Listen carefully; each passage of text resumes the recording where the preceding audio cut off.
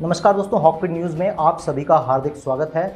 दरअसल drugs case में बॉलीवुड अभिनेता शाहरुख खान के बेटे आर्यन की गिरफ्तारी के बाद से ही एनसीबी के जोनल डायरेक्टर समीर वानखेड़े चर्चा में हैं। मामला बहुत बड़ा है, आप लोगों को बता देते हैं, लेकिन इस समय फिल्म शोले की तर्ज पर इन दिनों बॉलीवुड में एक डायलॉग मशहूर हो गया है, ज़रा संभल कर धुआं उड़ाओ नहीं तो वानखेड़े आ जाएगा। फिलहाल इन दिनों वानखेड़े जी के नाम ने फिल्मी दुनिया के नशाखोरों को आतंकित कर रखा है। ये नाम है समीर वानखेड़े। उन्होंने बीते साल भर से बॉलीवुड की नशा मुक्ति की मुहिम चला रखी है। वानखेड़े की गिरफ्त में आने वाला सबसे ताज़ा शिकार बॉलीवुड के सुपरस्टार किंग खान कहे जाने वाले शाहरुख खान के बेटे आर्यन खान हैं। आर्यन को रविवार तड़के उस वक्त मुंबई बंदरगाह से गिरफ्तार किया गया जब वो अपने दोस्तों के साथ बीच समंदर में कथित तौर पर एक रेव पार्टी मनाने जा रहे थे। समीर वानखेड़े की गिनती ऐसे कड़क ऑफिसरों में होती है जिनसे ड्रग्स माफिया खौफ खाते हैं। दूसरी ओर महाराष्ट्र सरकार पर मंत्री नवाब मलिक उन पर आर्यन खान मामले में बीजेपी के इशारे पर काम करने का आरोप लगा चुके हैं। इस बीच वानखेड़े की जासूसी कराए जाने का मामला सामने आया है। इस संबंध में महाराष्ट्र पुलिस में शिकायत दर्ज कराई गई है। इस शिकायत में ये साफ साफ कहा गया है कि पिछले कुछ दिनों से वानखेड़े जी का पीछा किया जा रहा है, उनकी गतिविधियों पर नज़र रखी जा रही है। शिकायत के साथ साथ सीसीटीवी फुटेज भी पुलिस को सौंपी गई है। इसमें कथित तौर पर सादे कपड़ों में संदिग्ध वानखेड़े जी का पीछा करते हुए नजर आ रहे हैं। अब सवाल ये उठता है कि समीर वानखेड़े जो कि आर्यन खान को पकड़ने में रहे हैं, उनकी जासूसी कौन करा सकता है? और ऐसा ताकतवर व्यक्ति शाहरुख खान हो सकता है, ऐसा सोशल मीडिया की अटकलें इस समय लगाई जा रही हैं। अब उनका ये दावा है कि कब्रिस्तान तक उनका पीछा किया गया। उल्लेखनीय है कि वानखेड़े जी की मां की मृत्यु 2015 में हो गई थी। उसके बाद से वो प्रार्थना करने अमूमन वहां जाते रहते हैं। कथित तौर पर उनका पीछा करने वाले मुंबई पुलिस से ही हैं। यह भी गौर करने वाली बात है कि सुशांत सिंह राजपूत की मृत्यु के बाद जब बिहार पुलिस मुंबई पहुंची थी तो उनके साथ असहयोग करने और जाँच में बाधा डालने का आरोप भी स्थानीय पुलिस पर लगा था। ज्ञात हो कि एनसीबी की टीम ने वानखेड़े के नेतृत्व में 2 अक्टूबर को मुंबई के समंदर में कार्डेलिया क्रूज पर छापा मारा था। ये क्रूज गोवा जा रहा था और एनसीबी के पास क्रूज पर ड्रग्स पार्टी को लेकर एक पुख्ता सूचना थी। उसने अपने कुछ कर्मियों को पहले से ही यात्री बनाकर क्रूज पर भेज रखा था। क्रूज पर छापेमारी में कई तरीके के नशीले पदार्थ मिले थे। इसी बीच एक और बड़ी खबर आ रही है कि दिल्ली आपदा प्रबंधन प्राधिकरण छठ पूजा के सार्वजनिक आयोजन पर रोक लगा चुका है। वहीं भारतीय जनता पार्टी खुलकर इसके विरोध में उतर गई है। इस कड़ी में छठ पूजा पर प्रतिबंध के खिलाफ अरविंद केजरीवाल के आवास पर भारतीय जनता पार्टी के नेताओं ने एक ज़बरदस्त प्रदर्शन किया है। अब सार्वजनिक स्थानों पर छठ पूजा के आयोजन पर रोक के विरोध में भारतीय जनता पार्टी के कार्यकर्ताओं ने मंगलवार को मुख्यमंत्री आवास के बाहर प्रदर्शन किया।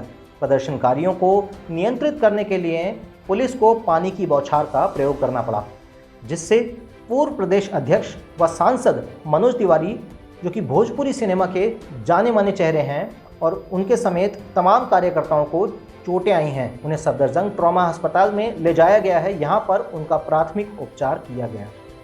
आपको बता दें कि कोरोना संक्रमण का हवाला देकर दिल्ली में सार्वजनिक स्थानों पर छठ पूजा के आयोजन पर रोक लगा दी गई है। भाजपा और छठ पूजा आयोजन समितियां इस फैसले का कड़ा विरोध कर रही हैं।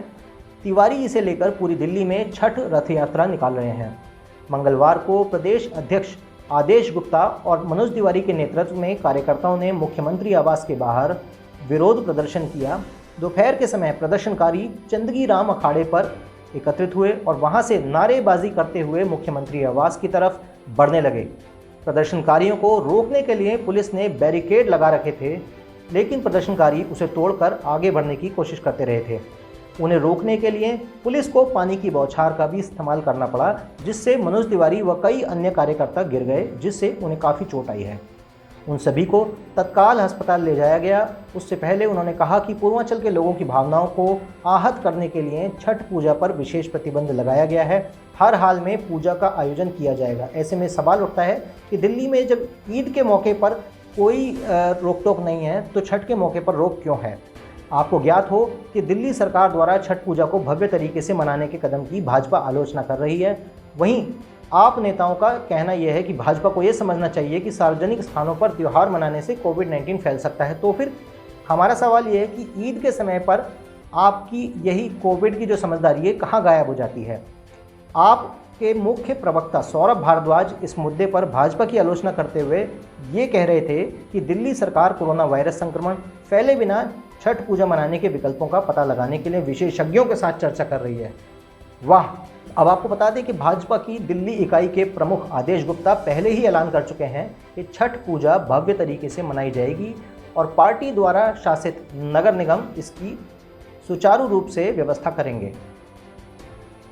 आपको ये भी बता दें कि दिल्ली आपदा प्रबंधन प्राधिकरण ने पिछले सप्ताह अपने एक आदेश में कोविड-19 स्थिति को देखते हुए नदी के किनारे, जल निकायों और मंदिरों सहित सार्वजनिक स्थलों पर छठ पूजा समारोह पर पूर्ण रोक लगा दी है।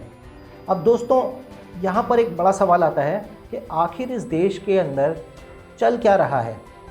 एक तरफ महाराष्ट्र में इस तरीके की नशीले पदार्थों की पार्टियाँ हो रही हैं उद्धव सरकार के दौरान, दूसरी तरफ उसी महाराष्ट्र में पालघर में संतों को मारा जाता है। एक तरफ दिल्ली में आम आदमी पार्टी की सरकार है, वहाँ हिंदू त्योहारों पर बैन लगाए जाने की बात चल रही है। यदि आपको बैन लगाना है कोविड की स्थिति को समझते हुए, तो हम भी समझते हैं आप सभी त्योहारों पर बैन लगाइए। पर ये एक तरफा बैन जो है, ये कहीं ना कहीं इशारा करता है कि आम आदमी पार्टी आम आदमी के लिए नहीं बनी है। आम आदमी पार्टी में एक समाज विशेष को एक खास छूट दी जाती है अपने त्योहारों को मनाने के लिए, और जो हिंदू जनमानस है उसके हित की बात उनकी पार्टी को बिल्कुल पसंद नहीं है।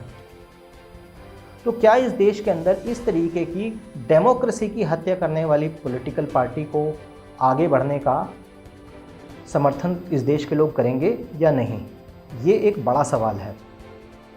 साथ ही साथ महाराष्ट्र के लिए भी एक बात कहना चाहूँगा कि समीर वानखेड़े जैसे निष्पक्ष और ईमानदार ऑफिसर को यदि जासूसी वगैरह जैसे तरीक़ों के माध्यम से यदि डराने का प्रयास किया जा रहा है, तो आप समझ सकते हैं कि मुंबई के अंदर जो बॉलीवुड का माफिया है वो किस ड्रग माफिया के साथ मिलकर काम कर रहा है और किस तरीके से वो अधिकारियों को भी डराने की हैसियत रखते हैं। और ये सभी जानते हैं कि बॉलीवुड के अंदर किस प्रकार से दुबई से लेकर पाकिस्तान का पैसा आता है, और ये बात किसी से छिपी नहीं है। पर इस विषय पर इस देश का वामपंथी मीडिया जो है लाग लपेट के साथ बात करता है, घुमा फिरा कर बात करता है, बल्कि यहाँ तक कई बार ऐसा नैरेटिव पेश करने की कोशिश करता है जैसे आर्यन खान से सीधा सच्चा बच्चा कोई नहीं है। इस देश के अंदर आर्यन खान की उम्र के बहुत सारे ऐसे लोग हुए हैं, जिनमें चाहे हम बात करें हाल ही में हमारे ओलंपिक जीतने वाले नीरज जी की, या चाहे हम बात करें तमाम नॉर्थ ईस्ट से लेकर हरियाणा तक के बॉक्सर्स की, जो काफ़ी यंग एज में भारत के लिए बहुत कुछ मेडल्स जीत चुके हैं। लेकिन इस देश के अंदर बॉलीवुड के द्वारा और तमाम पीआर एजेंसियों के द्वारा ऐसे गलत लोगों को प्रमोट किया जाता है चंद पैसों के लिए। बहुत सी पीआर एजेंसियां देश को बर्बाद करने वाली सोच और समझ को प्रोत्साहित कर रही हैं, उसकी मार्केटिंग कर रही हैं। अगर आप भी हमारे चैनल के साथ इस बात पर अग्री करते हैं तो हमारी वीडियो को व्हाट्सएप पर शेयर करना बिल्कुल न भूलें और चैनल को सब्सक्राइब करके बेल आइकन तुरंत दबा दें। जय हिंद, जय भारत, नमस्कार।